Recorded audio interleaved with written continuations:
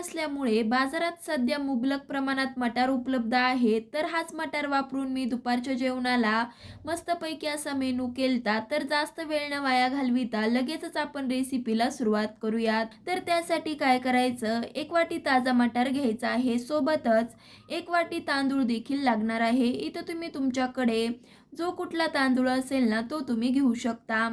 आता पुढची कृती करण्यासाठी कढई गॅसवरती गरम करत ठेवायची. हलकीशी कढई गरम झाली की लगेचच ह्यामध्ये 1 चमचा साजूक तूप घालायचं. तूप हलकंसं असं गरम झालं की ह्यामध्ये 10 ते 12 काजूच्या पाकळ्या घालायच्या. मंद आचेवरती सतत हलवत हलवत छान गोल्डन रंगावरती तळून घ्यायच्या. बघू शकतायत चांगल्या अशा काजूच्या पाकळ्या गोल्डन रंगावरती तळून झाल्या आहेत. लगेचच आता आपण ह्या काजू पाकळ्यातील पूर्णपणे तूप निथळून एका डिशमध्ये काढून घेऊ. काजू पाकळ्या जर आपण परतता वेळेस घातल्या ना तर त्या शिजेपर्यंत मऊ होऊन जातात. त्यामुळे अशा काजू पाकळ्या आधी तळून घ्यायच्या. आता उरलेल्या तुपामध्येच 1 चमचा जिरे घालायचे. जिरे छान फुलले की लगेचच एक उभा चिरलेला कांदा घालायचा. त्याचसोबत बाकीचं साहित्य ते म्हणजे 1 चमचा आलं लसूण पेस्ट, 2 हिरव्या मिरचीचे तुकडे, इथे मी मोठे मोठेच तुकडे केले आहेत. सोबतच काही खडे मसाले जसं की दालचिनीचा 1 तुकडा, 3 ते 4 लवंगा, 3 ते 4 काळी मिरी, सोबतच 1 तमालपत्र. इथे तुमच्याकडे जे खडे मसाले असतील ते तुम्ही वापरू शकता. एखादा खडा मसाला नसेल तर नाही घातलं तरी चालू शकेल. सोबतच 1 काडी कढीपत्त्याची घालायची. छान कांदा आपल्याला मऊ होईपर्यंत परतायचा आहे.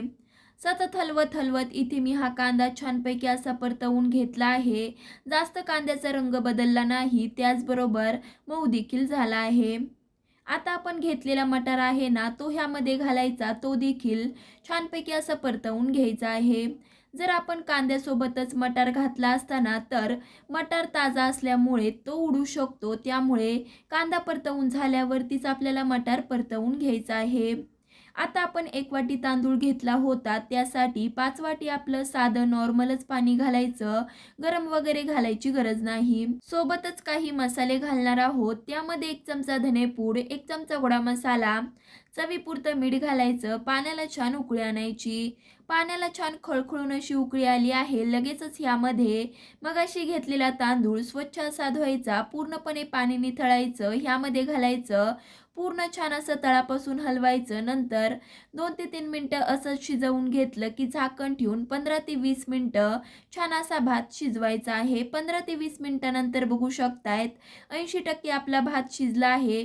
एकदा तळापासून मिक्स करायचं. गॅसची आच मंद करून असाच आपल्याला 20% भात शिजवायचा आहे. 5 ते 7 मिनिटानंतर बघू शकतायत भातामधलं पूर्णपणे पाणी आटलं आहे. त्याचबरोबर छानपैकी असा शिजला आहे. आता ह्यावरती खूप सारी कोथिंबीर घालायची. सोबतच आधी तळून घेतलेले काजू घालून तयार झाला आपला साधा सिंपल पण चवीला अप्रतिम असा लागणारा मटार भात.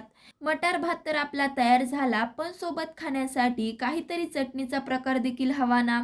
तर मग चला एक चटणीचा प्रकार करूया. तर त्यासाठी काय करायचं, छान असे पिकलेले 2 टोमॅटो मोठ्या फोडींमध्ये कट करून मिक्सरच्या भांड्यामध्ये घालायचे. सोबतच यामध्ये जी आपली हिरवी मिरची असते ना ती पिकलेली घालायची. इथे मी 1 मिरची घातली आहे. तुम्ही तुमच्या आवडीनुसार मिरचीचं प्रमाण कमी जास्त करू शकता. सोबतच यामध्ये 3 ते 4 लसूण पाकळ्या घालायच्या. 1 इंच आलं घालायचं.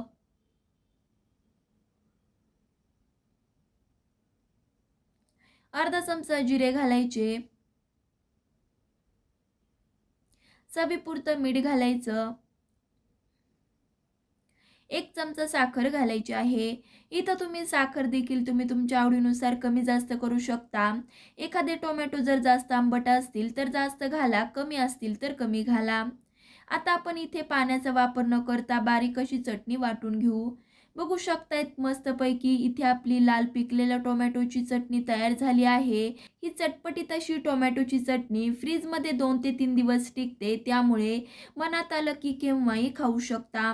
तर आज आपण साधा, सोपा, सगळ्यांच्याच आवडीचा ताजा मटार वापरून मटार भात केला आहे. सोबतच लाल पिकलेल्या टोमॅटोची चटणी. तर तुम्ही कधी करतायत हा मेनू ते तर कमेंट करून सांगा. त्याचबरोबर आणखी कोणत्या रेसिपीज तुम्हाला माझ्या चॅनलवर पाहायला आवडतील त्यासुद्धा मला नक्कीच सांगा. अजूनसुद्धा जर तुम्ही माझ्या चॅनलला सबस्क्राईब केलं नसेल तर अशाच रेसिपीज पाहण्यासाठी चॅनलला सबस्क्राईब करा. ही रेसिपी तुमच्या मित्रमैत्रिणीबरोबर शेअर करा. तर पुन्हा भेटूयात अशाच एका नवीन साध्या सोप्या रेसिपीसह. तोपर्यंत धन्यवाद.